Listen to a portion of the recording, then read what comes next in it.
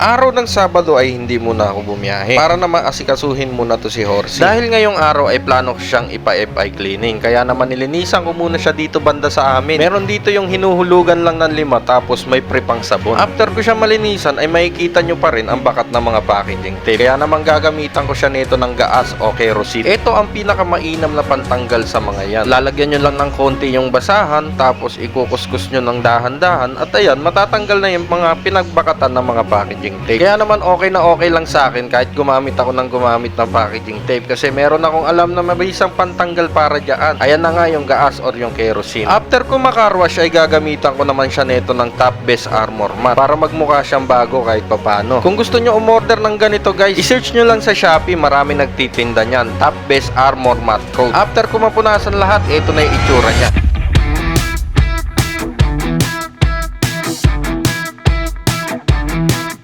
There's a kid in my class that's handing out Oh, she not good. After ko siya malinisan ay dali-dali ko kagad siya dinala dito kay Riz Moto by B-Work. Dito lang yan located sa may 88 D Bonifacio, Kanumay East, Valenzuela City. Dito ko lagi ito pinapa-check up si Horsey. Eto na nga tinuhubaran na si Horsey para linisan itong throttle body. Hindi pa kasi nakakarana si Horsey ng ganito simula nung nabili ko siya. Buti na lang din ay maalaga ako sa air filter kaya hindi siya masyadong madumi. Pero ang required daw na pag-FI cleaning ay every 20 km na ang tinatakbo. Ngunit ang tinatakbo nito ni Horsey ay nasa 34 km na. At buti na lang din ay walang naging mga problema sa pyesa ni Horsey. Medyo bumaba lang yung minor niya. Ano yan? ISC? ISC.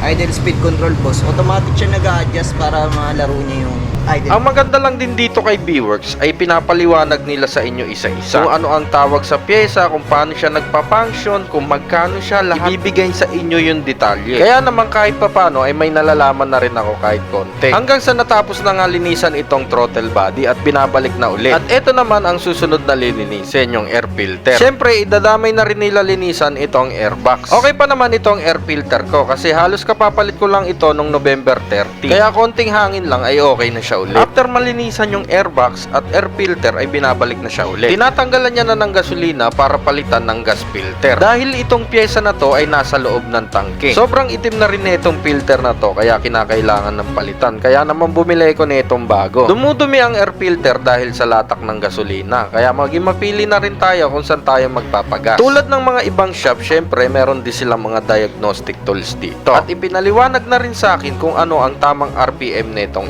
NMAX. Hanggang sa natapos na nga itong EFI cleaning, binabalik na yung kaha ulit. At para isahan na lang din ay bumili na rin ako nitong Hella Spark Plug. Medyo malayo na rin kasi yung gap ng luma kaya kinakailangan na siyang palitan. Hanggang sa naibalik na nga itong pangmalakasan Durabox natin. At habang ina-assemble yung kaha ay minomonitor pa rin itong RPM. Kailangan daw nagre-range ng 1,600 positive negative 100. Bali 1.5 to 1.7 ang kinakailangan niyang RPM. Nasa 1,900 na yung oil indicator ko kaya kinakailangan na rin palitan ng langis. Kaya naman bumili na rin ako nito para isahan na lang din. Naging okay na nga yung RPM niya at ito na lang yung pinaka last step. At dahil bagong palit yung langis, kinakailangan ko na rin i-reset sa zero itong oil indicator. Isang successful operation na naman ang nagawa ni Riz Moto by B-Works kay Horsey. Kaya kung naghahanap kayo ng pulido gumawa, puntahan nyo na to. Nag-iwan na rin ako ng sticker dyan. Ayun lang, bye bye.